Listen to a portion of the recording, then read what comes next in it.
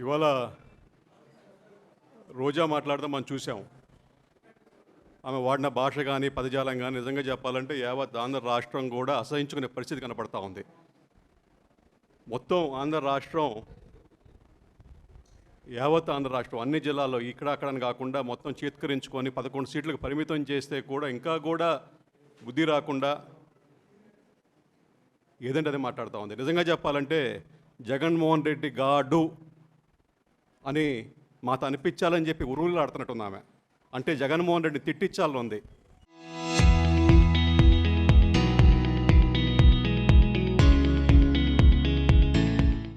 ఆమెకి సీట్ వస్తుందో రాదో తెలియదు కాబట్టి ఇప్పుడే జగన్మోహన్ రెడ్డిని తిట్టిద్దాం, జగన్మోహన్ రెడ్డి గాడిని తిట్టిద్దాం అని చెప్పి యాసలో పోతా ఉంది. కానీ ఆమె ఆ పార్టీకి మేలు చేస్తాను అనుకోవట్లే. ఎక్కడన్నా కూడా ప్రజా సమస్యల మీద పోరాడతారు, ప్రజల కోసం పోరాడతారు. కానీ వీళ్ళంతా కూడా సబ్జెక్ట్ లేదు, ఈ కూటమి పాలన బ్రహ్మాండంగా ఉంది, ఎక్కడ పోయినా కూడా వాళ్ళకి జనాదరణ ఉంది, దానికని చెప్పేసి డైవర్షన్ టాక్టిక్స్ చేద్దాం, ఉన్నది లేనట్టుగా గోబల్స్ ప్రచారం చేద్దాం, లేని సమస్యలు సృష్టిద్దాం. మనం చూసాం తిరుమలలో బీరు బాటిల్ తీసుకెళ్ళేసి మళ్ళీ దాన్నే వీడియోలు పెట్టి తీసి మొత్తం కూడా అపచారం చేసినట్టు. అంటే వాళ్ళే బీరు బాటిల్ పెడతారు, సీసాలు పెడతారు, వాళ్ళు మళ్ళీ పోయేసి దాన్ని తీసి మొత్తం అపచారం జరిగిందని ప్రచారం చేస్తారు. అంటే వాళ్ళు ఎక్కడికన్నా దిగజాడడానికి తగ్గరని చెప్పేసి ఇదొక ఉదాహరణ మాత్రమే. ఇంకా చెప్పాలంటే క్రిస్టియానిటీకి అవమానం చేస్తున్నాడు జగన్మోహన్ రెడ్డి. భారతదేశ చట్టంలో కానీ రాజ్యాంగంలో కానీ క్రిస్టియన్స్కి ఎక్కువ తక్కువ అని చెప్పలే, వాళ్ళకి సమాన హక్కులు ఉన్నాయి. క్రిస్టియన్ అని చెడిసి ఆంధ్రప్రదేశ్ ప్రజానీకం ఆయనకు ఓటేసి ముఖ్యమంత్రిని చేశారు.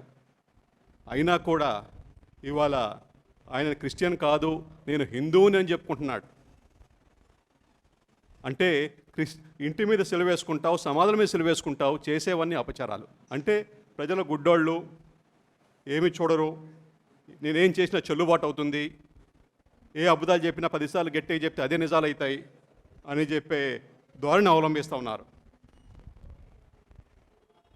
నిజంగా చెప్పాలంటే ఇవాళ మన భారతదేశంలో క్రిస్టియానిటీ పాటిస్తున్న అందరినీ కూడా అవమానిస్తున్నాడు అతను.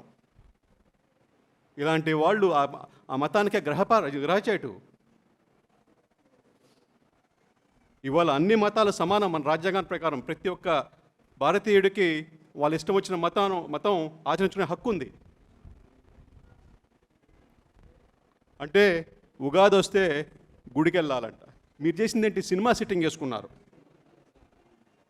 సినిమా సెట్టింగ్ వేసుకొని ఇవాళ అయ్యోరు చెప్తున్నాడు ఒక 3 ప్రదక్షిణాలు చేయండి అంటే దాన్ని కూడా నిరాకరించారు. క్రిస్టియానిటీ ఆచరించడం తప్పు కాదు. ఇప్పుడు నువ్వు తిరుమలకి వెళ్తావు, డిక్లరేషన్ సైన్ చేయడానికి ఏంటి పాపం నీకు మన ఆంధ్రప్రదేశ్ చట్టంలో ఎక్కడ కూడా ముఖ్యమంత్రి పోవాలి తిరుమలకని ఎక్కడ రాయలే. నువ్వు పోకపోయినా పనులు జరుగుతాయి. అంటే మొత్తం కూడా మసి ఊసి మారేడుకాయ చేద్దాం, ప్రజల్ని తప్పుదోవ పట్టిద్దాం అనే ఒక ధోరణి తప్పితే ఇంకేమీ లే అక్కడ. నాకు తెలిసినంత వరకు నేను చాలా రోజుల నుంచి గమనిస్తున్నా రోజాని. ఆమెకి ఏదైనా ఇష్టం లేకపోతే ఆమె తిట్టించడానికి ప్రయత్నం చేస్తూ ఉంటుంది. జగన్మోహన్ రెడ్డిని తిట్టించడానికే ఈ ప్రయత్నాలు చేస్తుందని నేను అనుకుంటున్నా. నిజంగా చెప్పండి, ఆమె పక్కన పెద్ద మనిషి అంటూ తిరుగుతున్నాడు కరుణాకర్ రెడ్డి. ఏం గాడిదలు కాస్తున్నాడా లేదా బుద్ధి ఉందా లేదా? ఆమె మాట్లాడుతుంటే ఏం చేస్తున్నాడు అసలుకి? ఆయన ఏదో సంస్కారం గురించి, నీతుల గురించి, నియమాల గురించి మాట్లాడుతుంటాడు. అతను పెద్దరికం చేస్తుంటాడు. ఇదే పెద్దరికం. చేసేవన్నీ కూడా పనికిరాని పనులు, గాచారాలు, పలికేది మటుకు నీతి పలుకులు. ప్రతి ఒక్క దాంట్లో స్కామ్. రోడ్లు వేసే అంటున్నాడు. రోడ్ల పక్కల ఎన్ని భూములు లావాదేవీలు జరిగినాయి తీయండి. రోడ్లు వేసిన ప్రతి చోట భూములు మారున్నాయి చేతులు. రోడ్లు వేసే ముందర వేల కోట్ల స్కాములు. ఇవాళ అవన్నీ చూసే ప్రజలు అన్నారు ఇలాంటి వాళ్ళని పెట్టుకుంటే మనం రోడ్డును పడతామని చెప్పేసే ఉద్దేశంతోనే ఇవాళ వాళ్ళ యావత్ పార్టీని అంతా కూడా చేత్కరించుకొని ఇవాళ 124 సీట్లతో కూటమి ప్రభుత్వాన్ని అధికారంలో పెట్టారు. ఇప్పటికైనా కూడా మీరు మీ పద్ధతులను మార్చుకోకపోతే రానున్న రోజుల్లో ప్రజలు గమనిస్తున్నారు. మీరు చేస్తున్న అగచ అగచాట్లు కానీ అపచారాలు కానీ హిందూ మతంతో ఆడుకుంటున్నది కానీ ఏ ఒక్క హిందూ కూడా మిమ్మల్ని హర్షించడు.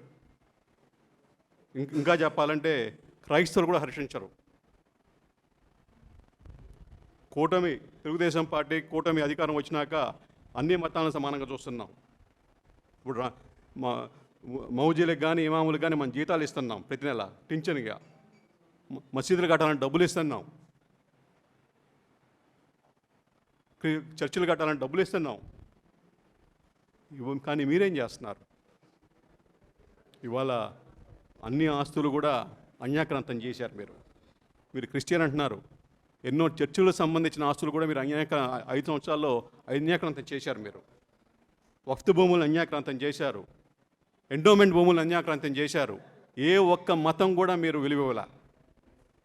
ఎంతసేపు కూడా నాకేంటి లాభం, నేను ఎంత దోచుకోగలను, ఎంత తినగలను, ఎంత దాచుకోగలను, ఎక్కడ పోగలను అని చెప్పే యాస తప్పితే ఇవాళ ఏ ఒక్కరోజు కూడా ప్రజల కోసం పోరాడిన దాఖలాలు లేవు. 5 సంవత్సరాల్లో ఒక్కరోజు కూడా ప్రజల పక్షాన ఏ డిసిషన్ తీసుకోవాలా. ప్రతి ఒక్క చేసిన పని వెనకాల ఒక కుట్ర కోణం దాగి ఉంది. ఇప్పుడు కన్నా ఇంకా ఢిల్లీ పోయింది. ఢిల్లీ పోయేసి మండపం గురించి మాట్లాడింది. 2023లో సర్వే చేస్తున్నప్పుడు, ఆమె మంత్రిగా ఉన్నప్పుడు సర్వే చేస్తున్నప్పుడు గాడిదలు కాస్తుంది ఆమె ఇంటి ముందు పోతున్న సర్వే చేస్తున్న ఆ రోజు ఎక్కడ నిద్రపోతూ ఉంది? ఎవరు నిద్రపోతూ ఉంది?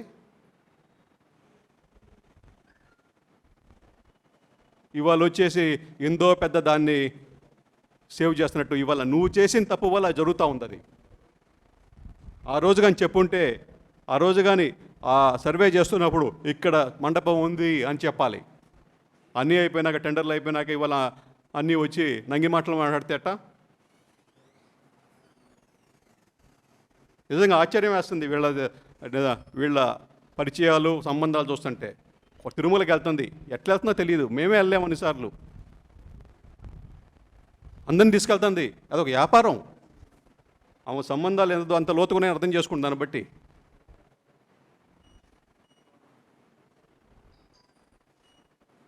ఇదే విధంగా కానీ రోజా మాట్లాడితే ఆమెకైతే నా దేశంతో టికెట్ అయితే ఇచ్చేది లేదు, చచ్చేది లేదు. కానీ పద్ధతులు మార్చుకోకపోతే జనాలు కూడా ఇప్పటికే ఎక్కడ పోయినా కూడా నగిరంటే అబ్బాబ్బా ఈ ఆమె అంటారు. భాష అనేది నీ ఒక్కదానికే కాదు, అందరికీ వస్తుంది. మేము గౌరవం ఇచ్చి పుచ్చుకోవాలనుకుంటాం. ఇంతకుముందే అన్నారు వచ్చే ముందల, వెంట మీద రాయేస్తున్నావు బాను అని. నిన్ను దేంతో పోల్చారు అర్థం చేసుకో. ఇక్కడే ప్రెస్ క్లబ్లోనే ఇందాకే అన్నారు, వెంట మీద రాయబోతున్నావు బానని.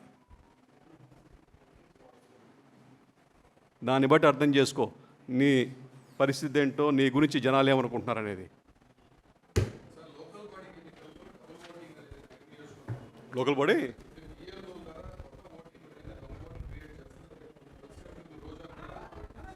ఏం క్రియేట్ చేస్తున్నావు?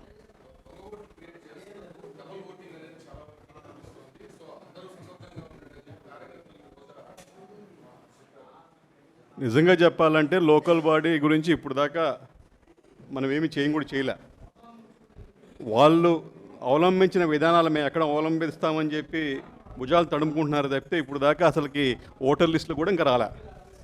ఓటర్ లిస్టులు రాలేదు, రిజర్వేషన్లు రాలేదు, ఏమీ ఇప్పుడు దాకా దాని పట్ల ఏ కార్యాచరణ కూడా జరగలే ఇప్పుడు దాకా.